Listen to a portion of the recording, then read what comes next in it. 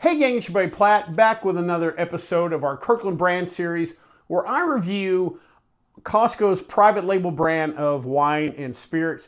Today I think I got something pretty interesting here. I've got Kirkland Sangria. I purchased this particular bottle for $6.99. So let's read the label. Kirkland's signature classic red sangria, product of Spain, 1.5 liters, and this comes in at 6% alcohol by volume. Let's check out that back label. This sangria is a delicious blend produced from the finest grapes and natural Valencia orange essence from Spain, using a family recipe that goes back 2 generations. The result is a delicious sangria that captures the authentic spirit of summer in Spain. Oh, that is nice. It is gluten-free for all you gluten heads out there. And lastly, let's go to the ingredients. Red wine, water, sugar, natural fruit flavors, juice, but it does not say what juice, citric acid, and lastly, carbon dioxide. Now, I don't know if this is, I don't think this is carbonated, but the carbon dioxide may be used as a preservative or what have you. So that is what we got here. Let's start off with a little background on sangria in case you don't know much about it. Originated in Spain and Portugal. Traditionally, it was a red wine with kind of chopped up various fruits thrown in, and then they may add things like spices and different spirits later on. That wouldn't a have to, but some people would. The term sangria dates back all the way to the 1700s. It had a precursor from the Leon region of Spain back in the Middle Ages. They made something called Leonese lemonade, and that was wine, oranges, lemon, sugar, and various spices, and that became a popular drink. And again, it was a precursor to sangria. Also around the same time in the Caribbean, they had a cocktail called Sangria, which is a very similar wine with some fruit mixed, but they served it either cold or hot, similar to like a mulled wine or a glue vine that we've talked about on this channel before. Sangria did come to the colonies back in the colonial times. Kind of faded away when we quit trading with the Spanish or whatever back then. But the drink did come back to the U.S. in the 1940s, and by then it was served over ice. It was served cold. There are a ton of variations on sangria as far as the recipes. Generally a red wine base, but now I'm seeing white wines, rosés, and there's even recipes for some sparkling wines, but generally this is made in a batch, so you would kind of lose carbonation pretty quick on that. As far as fruit goes, traditionally fruit that was thrown in there was either oranges, lemons, more the citrus base. Now I'm seeing things like peaches, apricots, apples, which I've thrown in several times before. Again, you kind of have a wide variety to work with. Some of the fruits I suggest and I've played with are things like blueberries, blackberries, raspberries. Those berries just pair well, with red wine. A lot of times you'll find those flavors already, and so I think they work great in a sangria. One of the things too that is a nice additive is various spirits. You can go with a rum was a classic selection. Either just a traditional white rum, maybe you go with a spice rum to throw those spices in there. I think a dark rum might be a little too overpowering, so I wouldn't necessarily go with that.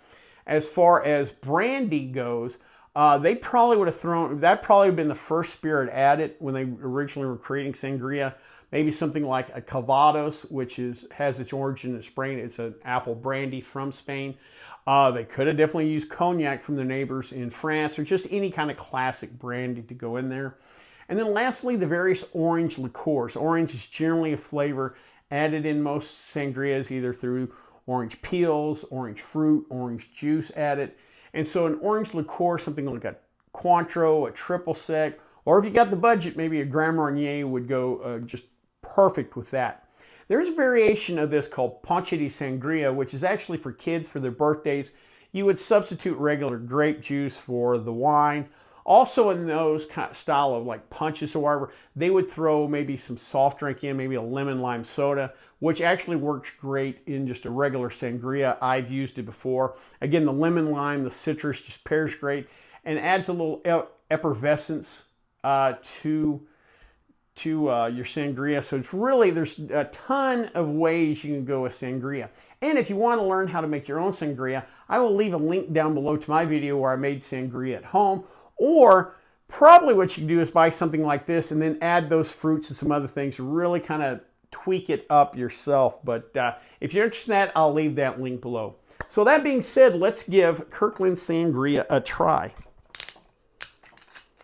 All right, so I didn't hear a real, well, I heard a little bit of hiss, so but I don't think this is carbonated. Alrighty. Slightly lighter in color. You could actually kind of see through. Alright, nice little nose, kind of simple. Alright, let's go ahead and jump on in. Oh, it's nice. Nice, pleasant. Kind of sweet. Well, almost has a Welch's grape juice kind of thing, but a little lighter in body than that, and a little more complex flavor. I'm not saying this is Welch's grape juice, but a kind of simple sweetness. At 6%, I'm not really going to notice the alcohol compared to a traditional wine, maybe in the teens, so you're not going to get any kind of real burn to that. At 6%, this is kind of like an IPA as far as ABV goes. Let me go back in again. Yeah, that's nice, simple enough to drink on its own. Something like this, though, a 1.5 liter bottle. Let's say you're having friends, family over, whatever. Fill up a punch bowl, throw in some ice, maybe cut up an apple or orange, toss it in there, throw this in there, and then play around with it whatever you like. Again, if you got you got a little bit of rum or brandy or a Cointreau laying around, dump that in too. You could really have some fun and kind of play around with it. This is a nice base. I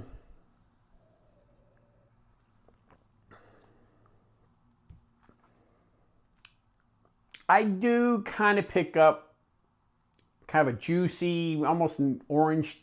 I can get a little bit of the orange in there. It's not real complex, but again, 1.5 liters, you know, at 6% alcohol, you know, for $6.99, it's not a bad deal. And again, this would be a great little base. Even if you just wanted to put it over ice and maybe throw in some lemon lime soda, very drinkable, very easy going down. This would be great for a little housewarming party.